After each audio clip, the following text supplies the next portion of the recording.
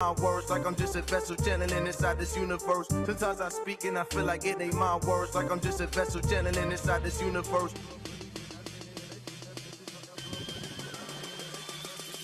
Sometimes I speak and I feel like it ain't my words, like I'm just a vessel channeling inside this universe. Sometimes I speak and I feel like it ain't my words, like I'm just a vessel channeling inside this universe. Sometimes I speak and I feel like it ain't my words, like I'm just a vessel channeling inside this universe. Sometimes I speak and I feel like it ain't my words, like I'm just a vessel channeling inside this universe. Sometimes I speak and I feel like it ain't my words, like I'm just a vessel channeling inside this universe. Sometimes I speak and I feel like it ain't my words, like I'm just a vessel channeling inside this universe. Sometimes I speak and I feel like it ain't my words, like I'm just a vessel channeling inside this universe.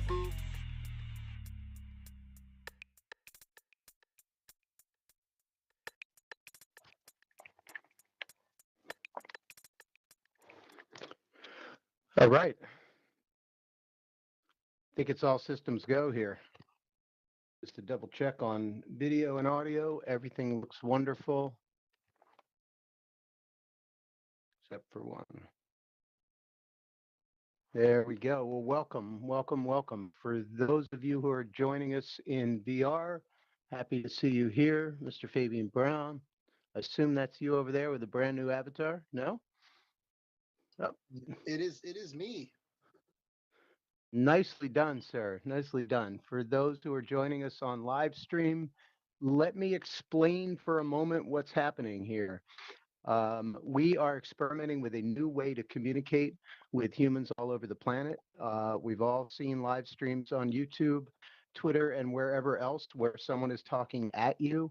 VR gives us the opportunity to talk with people directly. So you have two choices here. You can watch all this on live stream, or you can go to altvr.com, put your headset on, or do this on your laptop or desktop. It's right on the bottom of the flyer to participate, world code DJF688. Come in and we can chat with each other.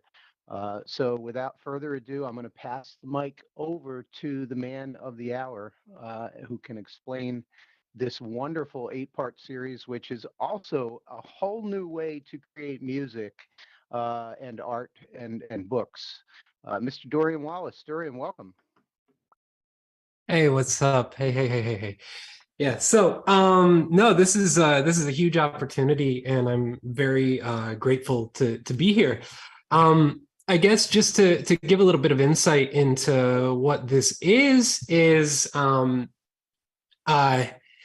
basically I'm coming up with an idea sort of through this whole year, following it's a druidic practice of the eightfold cycle, so 8 different points throughout the year, and using this as a foundation to create a solo piano album as well as a book to simultaneously release with it. So I'm a composer and a piano player, but I'm also a music therapist. And so there's a lot of interesting intersections between these three different spaces.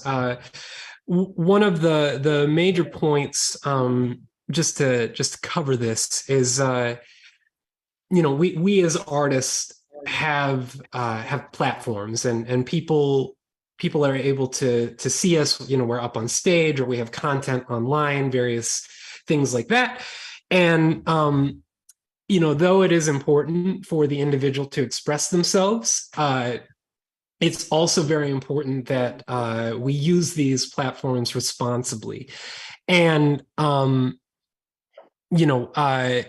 there's a lot of very serious injustices taking place in the planet. There have been for a long time. And what this series is covering it's an eventual album of traditional socialist protest songs being played in a very beautiful, authentic way, but then taking it to the moon, or taking it to Saturn, as Sun Ra would say, and doing a much more radical improvisational approach to these songs. And the book is actually covering a concept called liberation music therapy, which is utilizing it's an approach called liberation psychology, which is a methodology that came out of Latin America in the 1970s, which is taking psychological impacts not from the bottom down, but or not from the top down, but the bottom up. A primary example, just to put this into perspective, is a lot of people on our planet struggle with bipolar disorder, which is very manic spaces. You know, you can be in one mental space and you can instantly shift into another place, or it can be very elongated experiences. Bipolar is a real disorder. It's a real struggle for a lot of people. However, Black Americans specifically who have bipolar disorder are not diagnosed with bipolar disorder. They are oftentimes diagnosed with schizophrenia because they're having all the erratic behavior that may come with bipolar. But when they're speaking to a white psychiatrist who's doing a diagnosis, oftentimes from an upper middle class background, they're hearing all this paranoia. The cops are out to get me. The government's trying to eliminate my people. All of these sorts of elements. And so the white psychiatrist will perceive this as a paranoid delusion, which is something that aligns with schizophrenia. However, there is a cultural element that is not being taken seriously and not taken into account. And so the idea of liberation music therapy, or liberation psychology, is, you know, what is schizophrenia from the perspective of a homeless person? Or what is the concept of fascism or nationalism, or just all these various elements? And so anyways, all of that to say, I wanted to invite two friends along for the ride. And it's my excellent friend, DeMarisa Steele, who we have been working together in the prison system doing, we've actually, doing practical liberation music therapy. We were both fired from our job at Rikers Island due to very nasty circumstances. A lot of racial discrimination was taking place, and we were working together in solidarity, and the powers that be did not like that. And so our positions were terminated. And we'll get into that more, I'm sure. But the other person I wanted to introduce is fellow Ropeadope artist, Elisa Marie Simmons, who is just a badass motherfucker, singer. Yeah.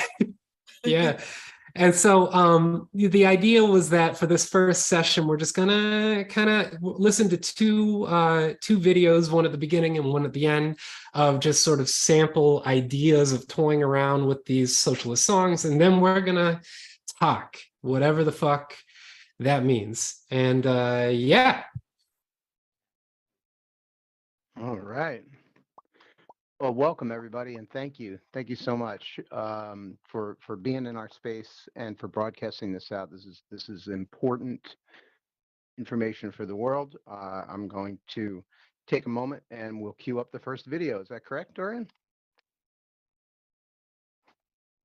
Correct. And this is a recording of Hasta Siempre Comandante, which is by the famed composer Carlos Puebla, and it was a tribute to Che Guevara as a farewell letter when he left Cuba and went to foster the revolution in Congo and Bolivia, where he was eventually murdered. Yeah, so that's what this is. Hasta Siempre Comandante by Carlos Puebla.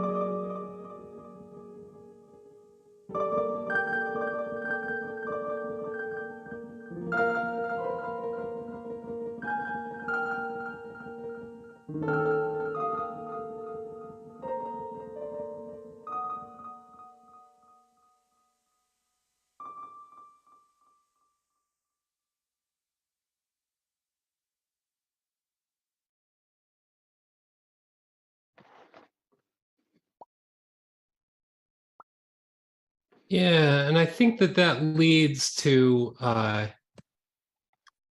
just the reading of kind of the first part of the book. Just to, this is rough draft. This might not make it in the final version, but that's the whole point of this, is experimenting and fucking around. So, artists play key roles in affecting consciousness, and it goes like this.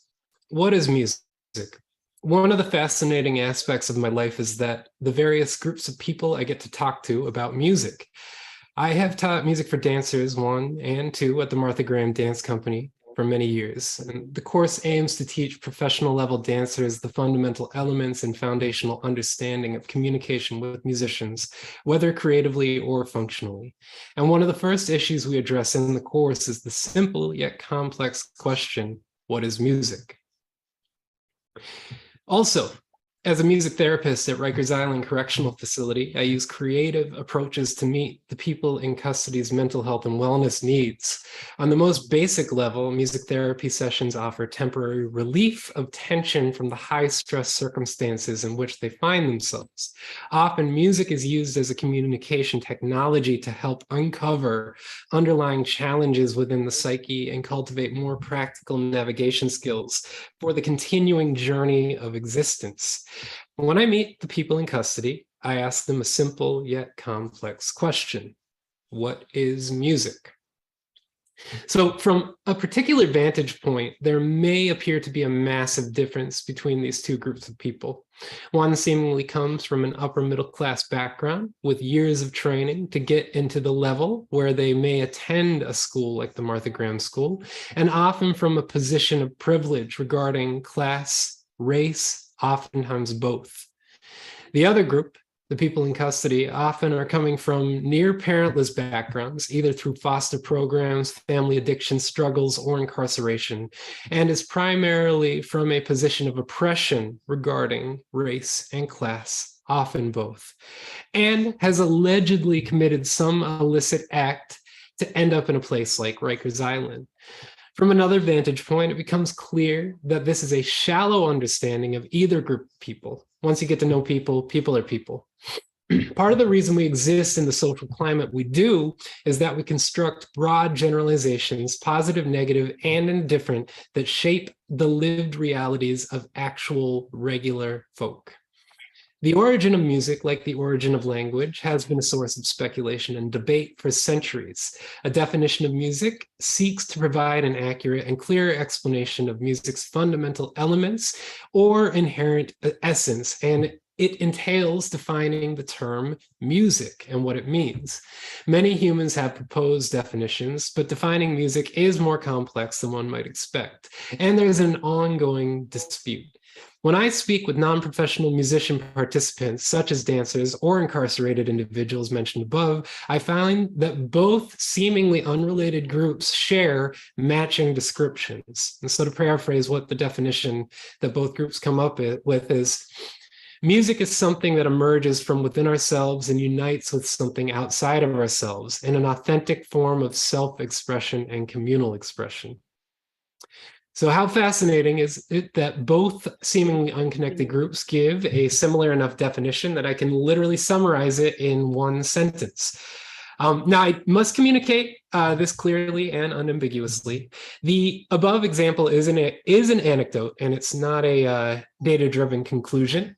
And I must recognize that my own positionality shapes my own personal biases in many ways, whether I am experiencing privilege, oppression, passive, or some combination of the three. So what matters is that we understand the distinction between impartial, objective reality and the subjective prejudices we project onto a being, entity, location, resource, position, or experience. I'm just going to stop it there because I start to get a little more technical and haven't gotten to the actual nice summary section. But yeah, so that's the starting point. So I'm gonna pass it to either Lisa or DeMarisa. Oh, I'm gonna just jump right in because that is fascinating. I loved that idea that the impetus of each of the groups that you work with is what is music. I love so much that idea. And I need to talk about what you just played as briefly as possible. I took notes. I love the shape of it. I love that you sort of started out sparse and this really sort of slowed down version, and how it built, how you used the space and built up using these really intentional chords. The complexity that also built along with it up to its apex, and those really juicy voicings, and then coming back down to that simplicity in the end. It's just beautifully composed, really, really, really lovely arrangement. So that's first of all. And then, yeah, I find it fascinating that the idea behind this project.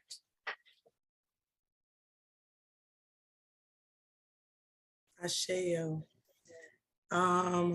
Dorian, I'm always so proud of you. Let me start there. Watching your musical genius manifest into these things that not only you see but feel is just amazing, and it's magical. And so what I would say is that I felt the magic.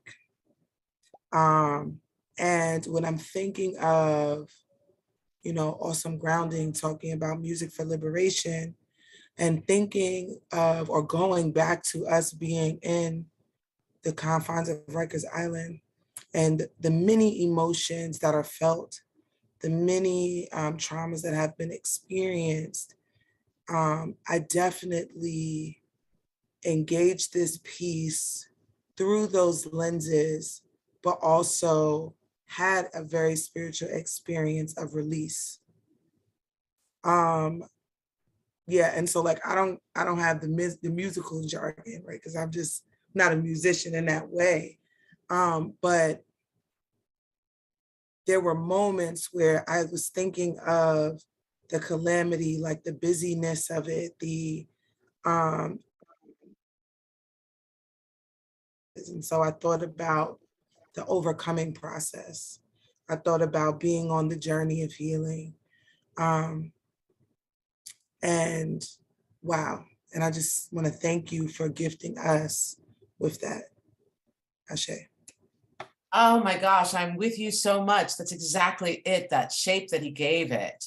The calamity that you were talking about in the middle of it, and it giving us that release. And that's something that I neglected to say is at the beginning that he really like invites us into this journey, right? And yes. Isn't that it? It brings us like softly into it, and then we're hit with all of it. And then he also brings us, though, then to the conclusion. The shape of it is really gorgeous. And you use the word magical. I second that. Really, yes. Really amazing.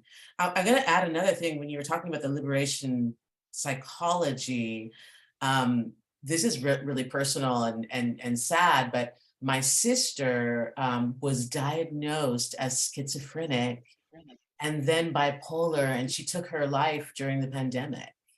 So when you said that, I was like, whoa, I never thought about how that might have happened. That was an amazing realization and thought. Thank you for working through that idea. Yes, my sister. So sorry to hear that. And I think I've shared with Dorian too, as we speak about the disconnects and the disconnections with people of color and just, I guess, therapeutic practices, or just the idea of mental wellness, health and wellness. I want to say my son is 10, so 7 years ago. This was my first time ever experiencing a therapeutic setting. I know now that I was suffering from anxiety disorder and also postpartum. And I went to a therapist, and the woman sat me down. She was a white woman, and she's like, tell me what's going on. So I'm just outpouring all these things. And at that time, I started going to school for psychology and just understood how trauma informs your behavior. And so I'm just going all the way back with it, like from conception, the first memory, these things happen all the way to probably that morning. Like, and today I was really stressed, right? And so at the end of my spiel, I realized that she wasn't saying anything. So I'm just like, are you gonna say something? And even that part was critical because I had no understanding of what therapy was outside of what I'd seen on the TV. So I'm assuming that I'm gonna come in and lay on this couch and I'm gonna tell this person my problem and they're gonna fix it and I'm gonna go home and I'm gonna be great. And she was just silent. And so at some point I felt this air of uncomfortability and I stopped sharing. And in my mind, I already put up a barrier of distrust. And so she says, okay, well, is there anything else you want to share? And I said, no. And she says, okay, go out in the waiting room. And so then the psychologist comes in and they first talk about me privately, right? Which when we think about also cultural concepts, but also just best practice. And maybe, this was about 2012, 13, 14. So maybe we hadn't evolved in like person-centered approaches or, inclusivity, but I'm getting even more anxiety. You know what I mean? I'm in this unfamiliar place. I'm in this unfamiliar territory. And now I've told this woman everything about me. I'm here with my children and they've gone into the room to talk. And so after about 20 minutes of their conference, they come out and they get me and I come back in. And the psychotherapist who had not spoken to me at all said, you have bipolar disorder, you have paranoid schizophrenia, you have this. Here are these prescriptions. I need you to take this day, this day, this day. And I remember feeling so defeated. I remember feeling so judged. I had no understanding of what any of those things meant. I asked her, how did you come to that realization? And, as a person who didn't speak to me, I probably would have appreciated she had talked to me too, right? And so long story short, I didn't take the medication. I didn't take the diagnosis seriously, but also I went on suffering with depression, with anxiety, and through my postpartum depression for another year or two without seeking any type of support because of that moment. And so when Dorian brought that up, it resonated with me so, because I can just imagine how many other young people, and right, like this is nothing new when I think about a lot of my friends and peers when we were in schools who were diagnosed with ADHD and all of these other, disorders and were medicated behind those things. And so I'm thankful that Dorian is putting the language to it, and just uplifting the cultural barriers in the space, because I don't know how often people even are including that piece. So thank you, Dorian. And again, thank you for sharing with us, your sister's legacy. I'm sorry. I couldn't unmute myself. No, thank you for telling me more about your journey with all of this. I mean, that's horrifying, and I'm so sorry that you went through that. It's incredibly difficult. And I think that both of our stories really illustrate how important the line that Dorian is taking and the way that he's thinking about it and reframing. It's the intersectionality of it, right?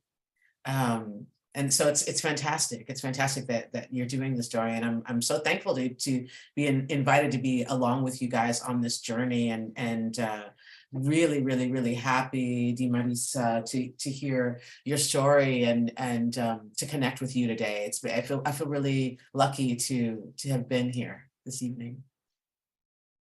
Yeah.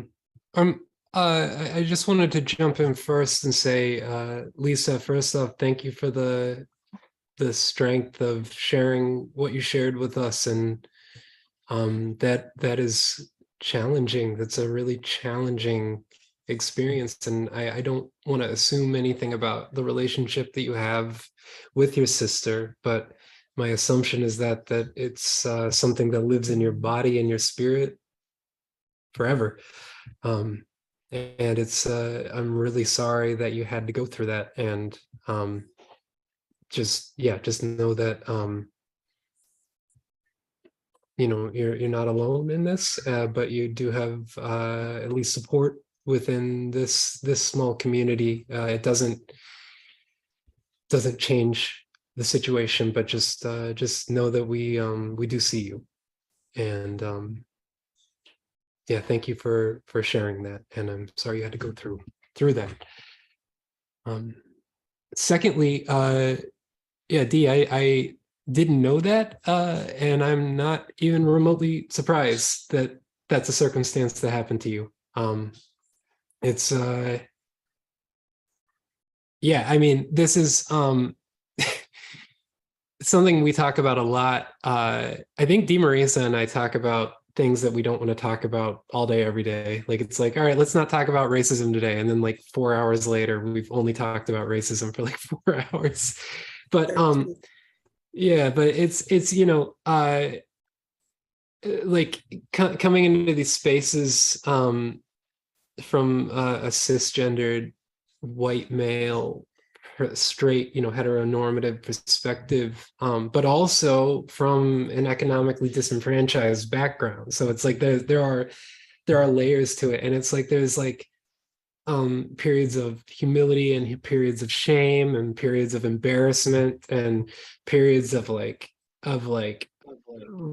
anger and aggression, and it just to fully disclose, I mean, it's been one of the experiences of opening up to just the Black community's experience and trying to be a witness to it. It's really shocking from the positionality that I come from. Like one of the prime examples was walking around stores. I was in the military before doing this, and would go hang out with my quote unquote brothers in arms, and when we would go out in uniform, it was always thank you for your service, like, oh, these drinks around the house, like, look at these great gentlemen, blah blah blah blah blah. If we went out in street clothes, some of the folks that I would hang out with would get followed around when we were in a convenience store. And I'm just going to let you use your imagination on what you think the difference between myself and the people who were being followed around was. It was very shocking to just be like, what the fuck are they fucking following you around for? Like, why are they watching you? And I was like, oh yeah, no, this normal, man. Like, it's fine. And like, it was a huge eye opener because, I got followed around once for people thought I was stealing something in a store. Guess what I was doing? I was stealing something in a store.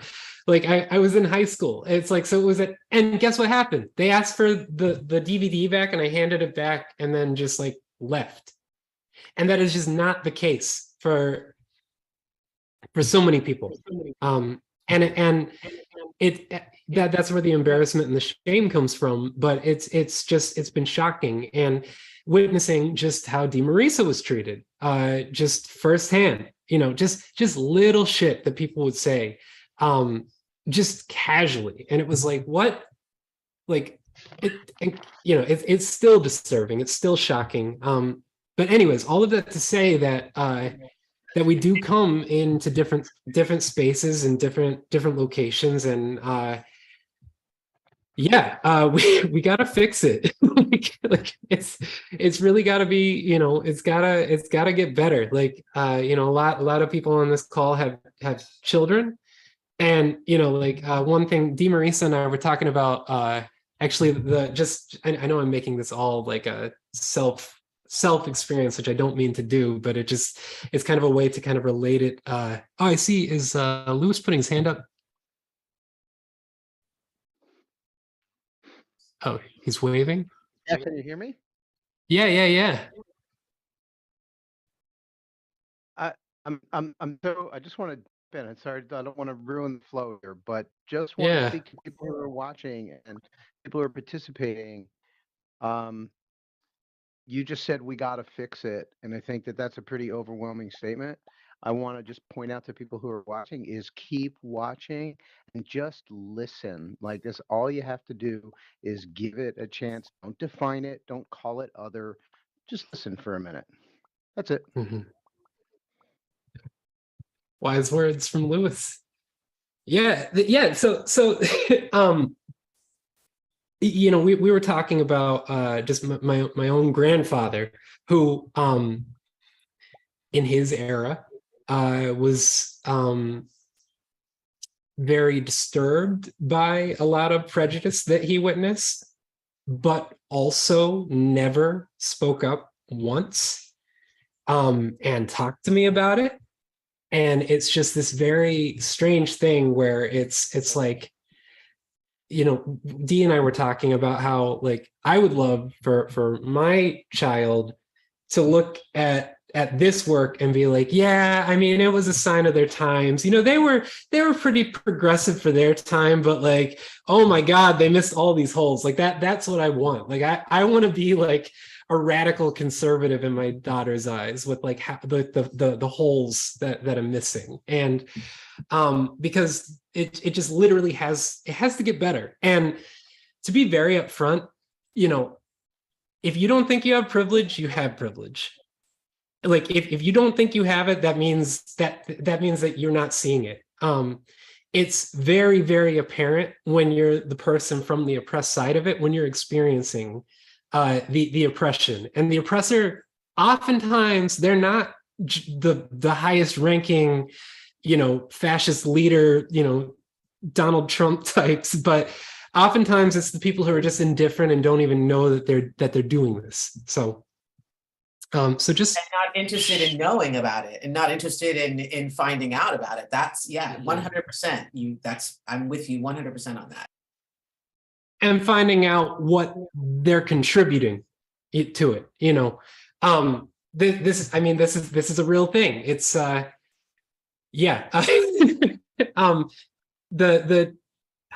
I don't know. Do we want to open this? Do we want to open this now? I'm good with the opening. I'm good. Bring it. Yeah. So, you know, the concept of whiteness has been changing forever.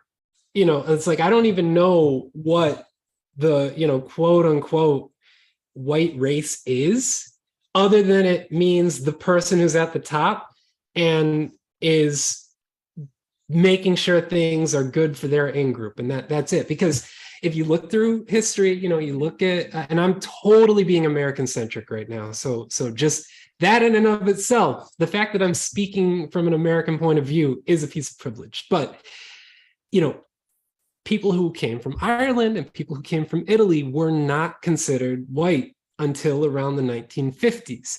Right now, we're literally witnessing a whole new class with like the Candace Owens types and the you know, I hate to use these folks because I do respect their art, but you know, with like what Kanye West is doing right now, it's like it's the ruling class is starting to shift and change, and it's like the conversations are happening, but it's not keeping up with the shifting culture of who the oppressor is. And this is actually a perfect time to bring this up, and then I'm gonna pass it back to all you. But pulling up a Fred Hampton quote. But without education, people will accept anything. Without education, what you'll have is neo-colonialism instead of colonialism like you have now. Without education, people don't know why they're doing what they're doing. You know what I mean? You might get people caught up in an emotionalist movement, might get them because they're poor and they want something. And then if they're not educated, they'll want more. And because you know it, you'll have Negro imperialism. And that's... it's just like that's the leader of the, you know, that's one of the leaders of the Black Panther Party. And I don't know if that word, I just read it and I felt very weird reading out loud, but yeah. You didn't write it, it's okay. I know, it's like, you know, when you're like reading and it's just like, and it's but yeah, I'm so apologies for that, but it's a great Fred Hampton quote. And it's about education, and I'm gonna pass it to everyone in the room. Fantastic quote. And yes, education is key. That is the thing. I've been watching online what's happening in Iran. I don't know if you know about this movement. They're sort of knocking off the turbans of the ruling class, the mujahideen. That's what's happening. Yeah, it's fantastic. These little kids, these young people, you know, coming up, and it's funny because I mean it's great because obviously it's horrible what might happen to them if they get caught. But these videos are so sort of joyous, and there's like, you could hear giggles and they're come up and just like knock off these turbans. And it's such an extreme act of rebellion, you know, there's like a revolution coming in Iran. And it's because of education. It's because of the kids. These are the kids who are at school. These are the kids who are in the university who are saying, no, we're not going to take it anymore. Yeah, education is key. I agree. And so just sharing a little bit of light, I teach political education to young people. And Tuesday, we taught our young people about Ella Baker. So we teach through an intergenerational space. Our youngest person is 9. Our oldest is like 25. And one, it was hard to see the disappointment in our young people in their education system. So we went around the room. It was just so awesome, right? So we went around the room and this transaction is happening. The young people reflecting back what they learned about Ella Baker.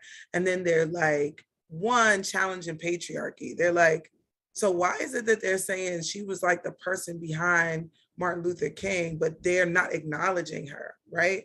At all, really.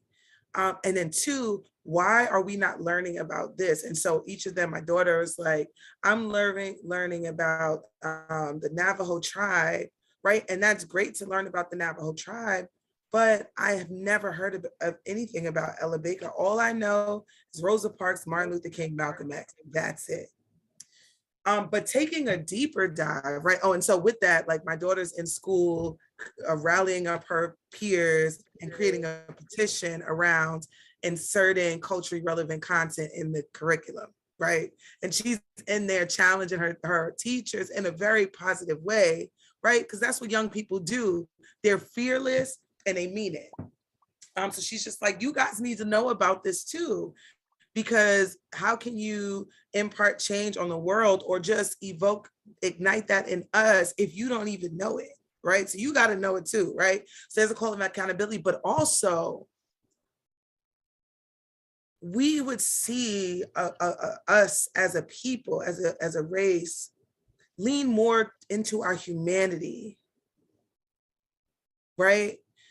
It harms all of us when the context around, and I speak more about like Black American, African, Pan-African history is slavery, civil rights movement today, right? There were so many other liberating movements that need to be brought in the room so that people can understand or see past or knock down those cultural barriers. Yes. Oh my gosh. Preach. Yes. Absolutely. 100%. Yes. Where are all of the Black inventors in America, in our history books? Where are all of, it's the athletes and the musicians, but where are all the scientists, And yeah, God, I'm so with you on this. I grew up in Boulder, Colorado, and at the time it was 2% ethnic. That means anything that wasn't white, right? So in my school, of course, there was nothing on the books except, like you said, it's like slavery, civil rights movement, but a little bit of each of those, and today, right? And it's shocking to me to hear that is still the case.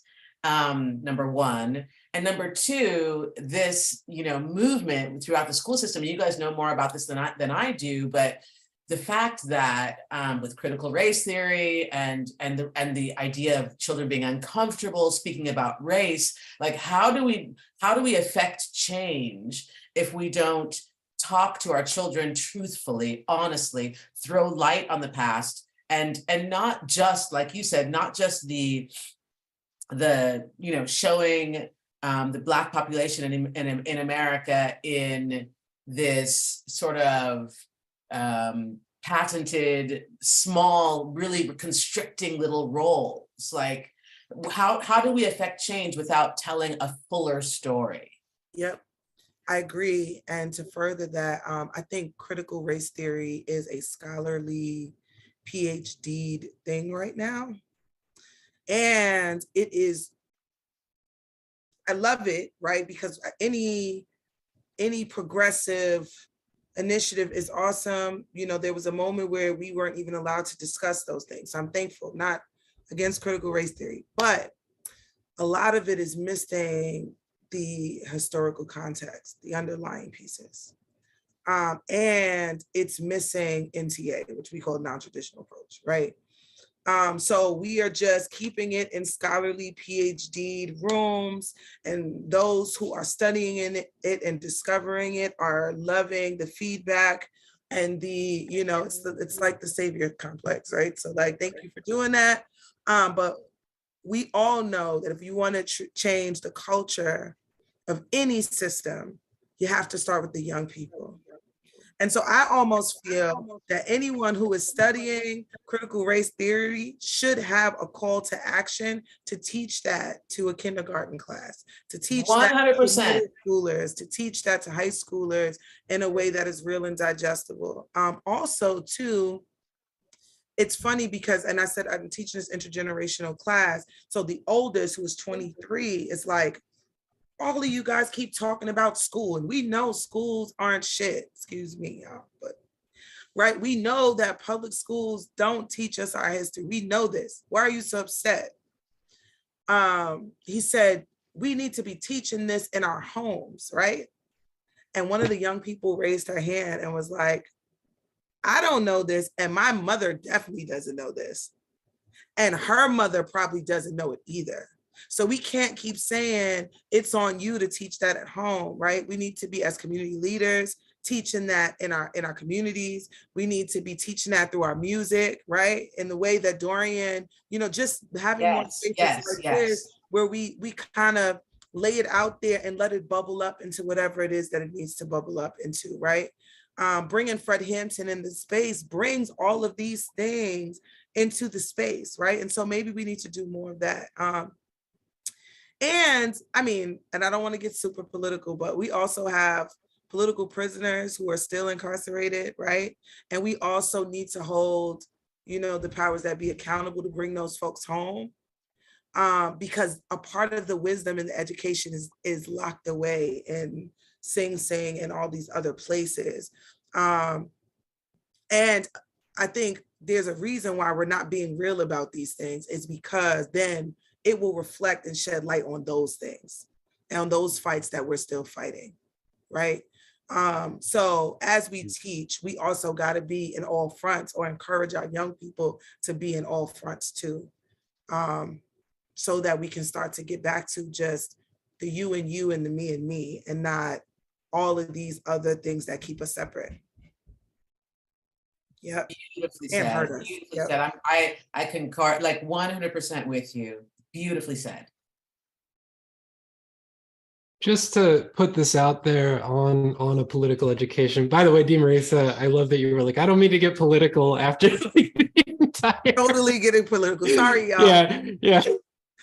If it helps, I don't believe in politics. So. Yeah.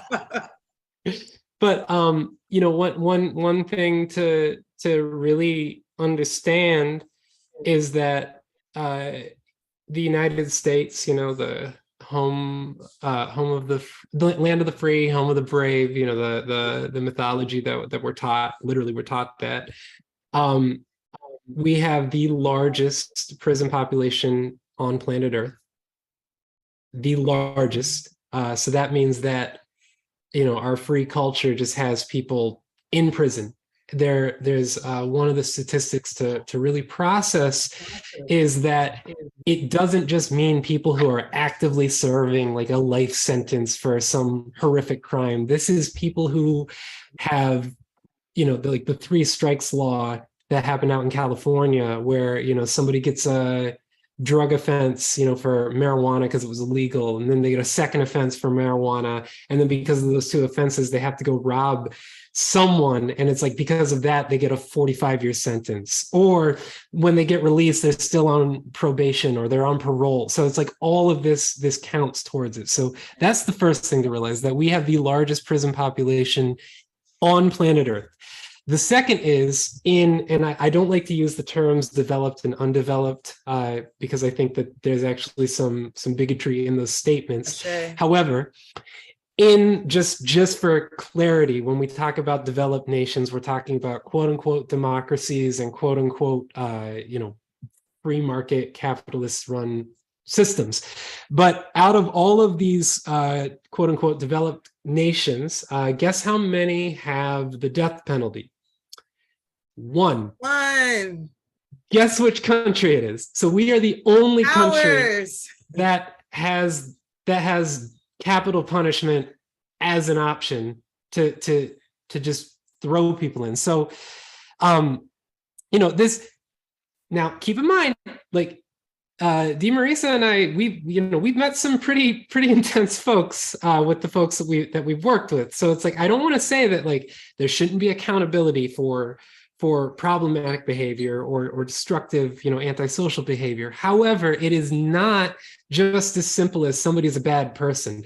It's like, yeah, so, this person who had lead in their walls since they were born, and their father was incarcerated due to the 3 strikes law, and crack was literally put into the streets. And out of all this depression, the mom then just uses self-medication because it's way cheaper than going through what DeMarisa was just talking about and going to the psychologist to get basically dehumanized and treated like shit. It's like, this is an actual feel-good methodology. And so it's like, you're going to say that a person born into that environment who then goes into a protection space and then is actively harassed by the police every day. It's like, you're going to tell me that this person wasn't susceptible to being in a circumstance where they had to use violence to gain some sort of advantage? It's like, fuck off. Like, fuck off. It's like, it's just so much more complicated. So angry. I've got a song on the new, or poem song thing on the new album coming up in February. And it's about this, it's about capital punishment. And in it, I say murder fought with murder. Like, where is the sense in that? How can you fight murder with murder? Because that's what it is. Ashe. Also, just giving some more context to what Dorian is speaking about, right? These are crime generative factors, right? And so poverty, poor education system, disproportionate access to healthcare, all the things that we're still fighting for, right? So I want you guys to know we're still fighting for these things. They are not accessible. They are implemented in certain communities, disproportionate to others. All of these things breed crime. In addition to what we were talking about earlier, right? In addition to not having culturally relevant context in schools, because what we are prohibiting young people from seeing themselves in a positive light. If all we're teaching is that you were a slave, and then there were 3 folks who liberated you, and that's it, and you are not, that's like the 1%. So just like, don't even think that you can be anything like that. And here we are today. There's drugs in your community. Your mother is a single mother, your father is a single father, or your grandmother or aunt or whoever decided to take you are raising you, and or you're in ACS, right? I used to work in the juvenile justice system. 97% of the young people in the juvenile justice system are young people coming from ACS custody. So also, let's stop believing that like the parents aren't home, the parents are not raising the kids. 97% of those young people are wards of the state. So we need to ask ACS, why are you not home? Why are you not taking care of the young people, right? And it's also because within those systems, there are other crime generative factors, such as homelessness, in food injustice, and poor lack of education, and many other things that don't even align with the studies that were done in like the 90s. And so we got to speak to those things. And the only way to get to the root of it is to build people power. And the only way to do that is to stand in solidarity under the premise of humanity. So the question is not, why are migrant families getting this? The question is not, why are this certain group getting that? That's not the question. The question is, why are people homeless? Why are people hungry? Why is the education system failing people? People. That's it. Yes, yes, yes, yes. Because that is an everybody problem. That's an everybody problem. There's a concept that's out right now where within activist movements of changing the term criminal justice system to the criminal legal system, because the first point is there is not justice being met. There can be, But it's not just, oh, justice has been served. But the reason why they're calling it criminal legal is because the way we define crime is the legality of it. So I'm just going to put this out there. How many rich Wall Street folks do you think have ever committed what you might consider a crime and gotten away with it? They have legal protections. Oh, go ahead. Sorry, I also wanted to say there's this organization called Echoes of Incarceration. Everyone should check them out. So they did a video campaign on these things, right? On that video, they went around and asked folks, and a certain group of folks, right? Those who you would see on Wall Street, those who you would, I think they canvassed like in downtown Manhattan, New York, and asked them like, what was the wildest thing you've done? And one man said, I drove drunk when I was like 17. Another young man said, I flipped over a porta potty when someone was in it. Another woman said, I stole something from a store, right? And they weren't caught, and they were allowed to live, fully functioning lives. And they were allowed to know that like that was a mistake, and be a young person learning about themselves and understanding their morality. And we have to understand that we are targeting a certain group of people and not allotting them, against what studies have shown, the room and the flexibility and the space to develop. And we are putting them in carceral systems that are stunting that development. And then holding them there and keeping them there without pouring into them, without giving them access to anything that will help them grow or continue their developmental process. And then we were putting them back out into the community, into the same conditions from which they came, and saying, be better. That's what we're doing. Just want to be clear. I was talking to my friend last night, and a friend of ours, we just found out I was incarcerated. My friend's like, oh, well, now they can get their GED. And I'm like, can I tell you something? So those things are not true. Access to education in carceral systems is dependent on the flow and function of the building and the system. It is not this thing where someone comes in and says, who wants to sign up for school? And then every day at 9 o'clock, they come in and get you and take you to school. It's not that at all. Actually, the system within those systems is a deterrent from getting your education. And I'm telling you that as a person who was in the building. And she's like, really? And I said, yeah, you can't believe everything you read and see. That stuff, you want to ask, you want to hold accountability to the folks to want to know what that looks like in practice. Yeah, so that's also why we got to be people, and we definitely just got to lean in on our humanity and, journey where we are, because there's a lot happening that we don't know. Yeah, that's the takeaway from our conversation this evening, is leaning into our humanity, in all of it, and this intersection of music and the work of activism. I think that's, in both of those places, what we need to do is lean into our humanity. I love that. So I know we're now past the hour. I know it's like Lisa's in Italy, and it's past midnight right now, right? Like, so if you notice, there's pajamas slowly getting put on, Right. and all of that. But You don't know that I have pajamas already under, like, that's the good thing about Zoom. And it's the beauty of Zoom. Yeah, it's like you're doing the news reporter thing. It's like real professional up top, but underneath, like straight pajamas. I love it. Yeah. I love it. Well, so peace to you in Italy too. I'm hoping to get there. Well, see, now you've got a friend here. Yes. Who's got an extra room right on the other side of this wall.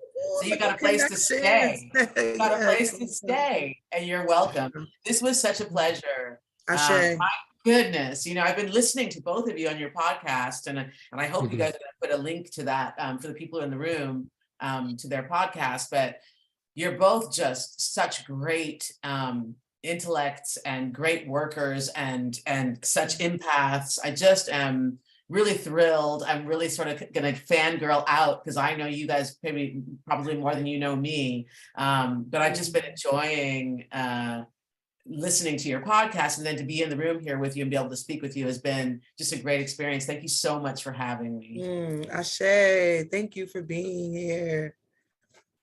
Yeah. So yeah. To summarize all of this, yeah, we do have. I'll send our podcast is called Mederi Music, and it's MEDERI, and then music spelled with a Z and a K, so MUZIK.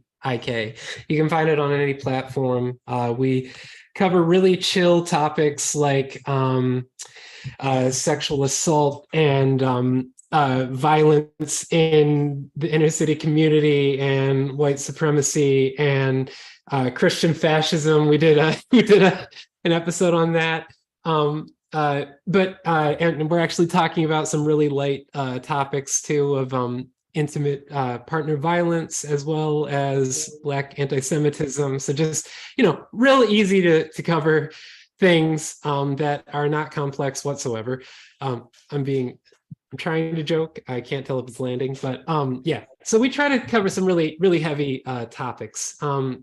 But just to summarize it, it's like, so how the fuck does music relate to all of this? And one thing, and this is coming from a music therapy perspective, is that music is a phenomenon that's been with the human species since we've been a human species. The moment that the voice was used as a way to express something beyond simple communication, that is when song was invented. And the moment one object hit another object, that was how rhythm was created. And this is part of the entire human process. And one thing within marginalized communities especially is, DeMarisa, you spoke about this. Actually, Lisa, you did too. It's the whole point is that the powers that be, it is not a trustworthy system. People are not going to trust. I cannot show up to a group of Crips and be like, all right, guys, we're going to do a group therapy session and talk about trauma. There's a distrust and a justified distrust. And music therapy is a very good phenomenon because we're not accessing the unconscious through the left hemisphere, which is the language center of the brain. I'm making this very generalized. It's a lot more, there's a lot more going on than just simply this, but music affects the left hemisphere and the right hemisphere. It's a logical pattern-based process, but it's also an abstract concept. And so you are able to, with training and with understanding and with education, music is a phenomenal way to access the unconscious and start to do actual therapeutic work. And I can give some real world examples. I'll just give one just sort of short one, and then I think we can probably put it to a close. But we do a technique called lyric analysis a lot. And, the majority of the folks that we work with are hip hop fans. And never want to generalize. I never want to assume somebody is into a kind of music just on how they look. Like we had a gentleman that we were working with who, the way, and he is like a Biggie Smalls fan and loves hip hop, but we found out his favorite band is Queen, and and not like, oh, I think they're kind of cool. Like he's like a Queen encyclopedia. Like he's like, dude, 1972, this was recorded. So never judge a person by your initial perceptions. However, just to utilize hip hop is that we will often do a song that's very popular amongst the community. Like Tupac, maybe somebody we use, lyrical genius, musical genius, but oftentimes somebody more up to date, like K-Flock or Meek Mill or any of these sorts of processing. So we're listening to music that is culturally relevant to the community that we're serving, the community that we're trying to offer some support to. And through the music, first and foremost, there's a concept called entrainment, which is unconscious bodily movement. So this is on a basic level. It's like tapping your foot or bobbing your head when you hear music. The first thing is when music is playing, as the therapist, you look around the room and you see who is physically engaging, even if they're not making eye contact or saying a word to you. But you know right off the bat, right off the bat that you are, in fact, engaging with this person on some kind of somatic level. What happens is after the song listening, we often do some kind of, people are actually feeling good. The song gets the endorphins running, but we begin to start asking questions about, like, did any lyric stick out to you? And I'll just use Tupac as an example, but one of the songs we use is Shed So Many Tears, which is basically a true account of what it is like to live in the culture that so many of the people that are incarcerated come from directly. And without a doubt, the lyric that when we go, did any lyric stick out to you? The lyric that everybody comes to is there a place in heaven for a G? And so what that means is somebody who considers himself a gangster, somebody who considers himself, a soldier within an organized crime unit, basically, is questioning an existential feeling on, like, okay, I know I've done some really nasty shit. What's that actually look like for my afterlife? What's that look like for my eternal spirit? And so that will be a breakthrough point to actually start engaging in somatic trauma therapy. And you don't get it by doing the talk therapy. You don't fucking have somebody sit down in a room like what happened to Dee Marisa, step into another room and come in and just give a diagnosis. That's not what you do. It's like you engage on a cultural level and you use that music as a way to bring up the actual unconscious feelings. And I'll never forget, there was one time, like, we were talking about trauma. I passed out a little, like, just a sheet, an information sheet about the 4 types of trauma, which is fight, flight, flee, and freeze. And this one guy's like reading it and he's like, I guess I got trauma. And it was like, yeah, like, yeah, you do. Like, that's kind of the explanation on why you reacted the way that you did in the circumstance that got you here. Like, it was a traumatic response. Your body, and you're not consciously thinking about this. You are somatically responding. Your somatic memory is going back to your traumatic space and reacting in this particular individual, I am assuming, is coming from a fight perspective of trauma. But it was hilarious. Not really, because the circumstance was horrible, but it was very funny to watch him read this thing and be like, wow, yeah, I got all this. Like, I guess I got trauma. And it was like, yeah. And you literally saw the moment of, like, oh shit, like, maybe I do. And did this individual get quote unquote fixed in that moment? Absolutely not. Absolutely not. But what it did do was it put the seed in to begin the work to actually start developing how to process through trauma. One of the things I quote that I love is, trauma is not a destination. It is a process. It is an evolutionary experience it's literally our body getting into protection mode. When we were a different people, when we were living out and, like, a tiger or a bear, like, might come out and try to eat you, your body remembers those moments. And you know that if there's warning signs that a tiger could be nearby, your body gets into the response. That is what trauma is. However, we live in a very different society.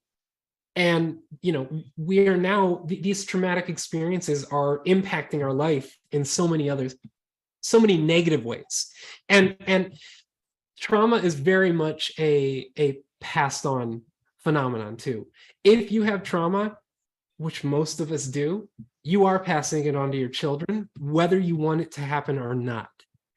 And it is not about ending trauma. We're not that sophisticated yet in regards to mental health. But where we are at is acknowledging that it's there and working through the trauma. I'll give one more just example of this. There were 2 studies done in San Diego. in the 2010s at two separate fire departments. It was a music therapy and mindfulness study. And what they were doing, it was a 12-week program for both fire departments. These are, and just, you know, these are firefighters that are dealing with fighting wildfires caused by climate change. So these are some dudes who have seen some nasty, horrible things, just, you know, entire forests being disrupted, the entire environment being unbreathable, watching animal life just get disintegrated, all of this. But these two studies, it was group music therapy sessions, which incorporated mindfulness breathing techniques, learning how to do group breathing, learning how to catch yourself when you're in the moment of an anxiety attack, and how to catch it and take the time to process backwards through your breathing. It was also, there were drum circles that were done, lyric analysis was done, various other music therapy techniques were utilized. The thing that was so interesting, alcohol abuse went down in both departments approximately 20%.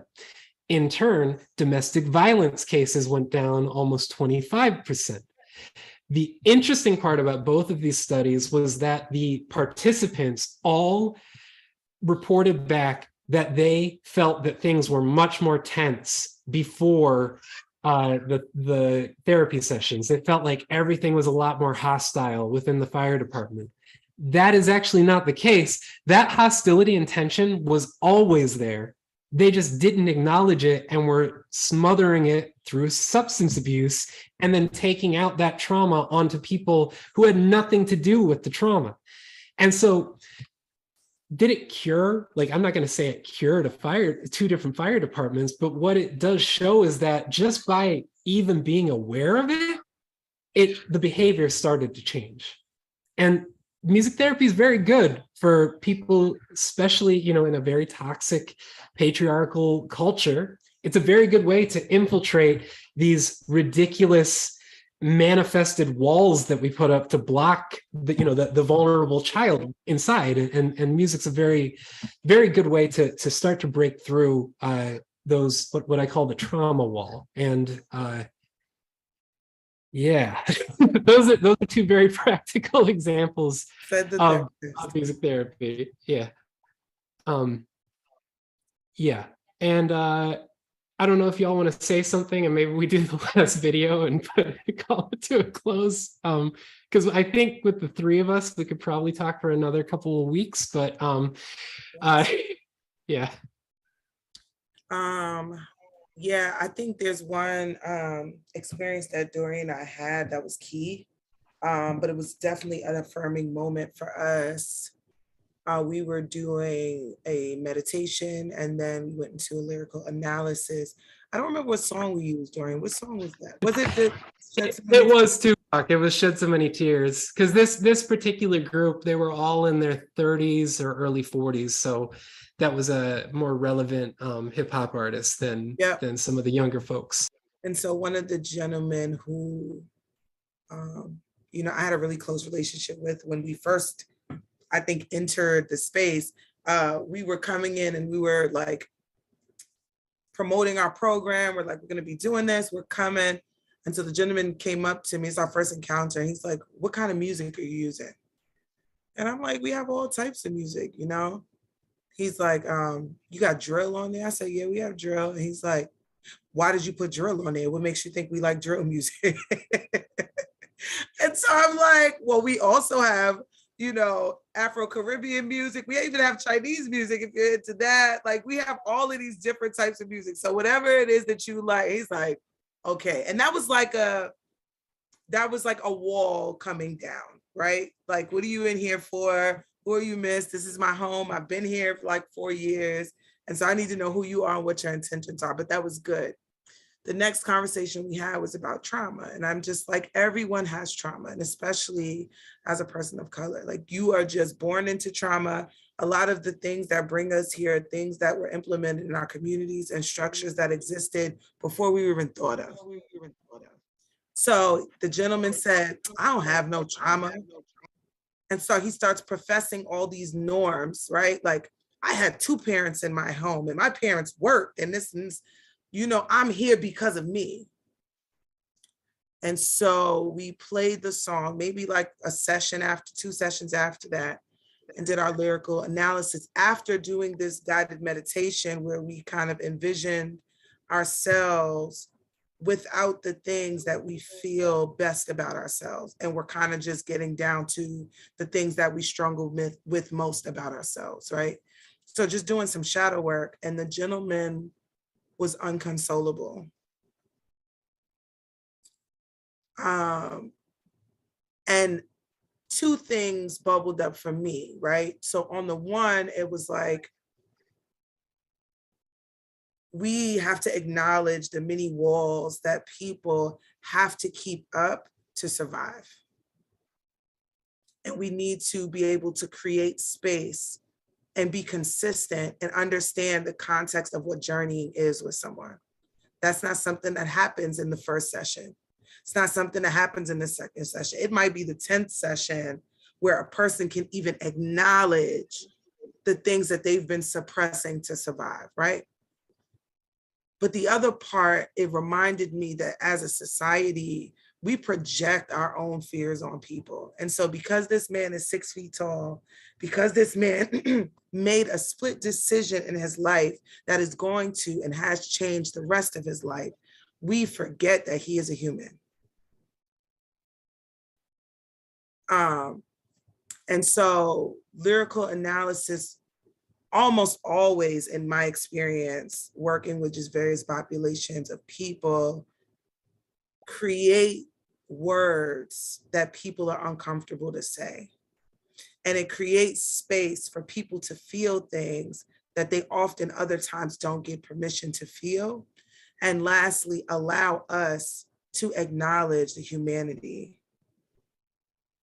in a way that is judgment-free. And so, yeah, I love, it's like, I'm in love with lyrical, with music, liberation music. I'm in love with music therapy. I'm in love with that more than I would say like just medication, like Tylenol for a headache. Because I've seen it speak to so many different spaces in a person, and that's beautiful. Yeah, I know, like, literally just said we should bring this to an end, but I just thought of something that we haven't even broken this down yet, DeMarisa, but we did a group therapy session with an activist veterans groups, basically people who are combat veterans who are anti-war, oftentimes pretty left-wing. But we did a session with these vets, and it's fucking Bob Marley's "One Love" was the song.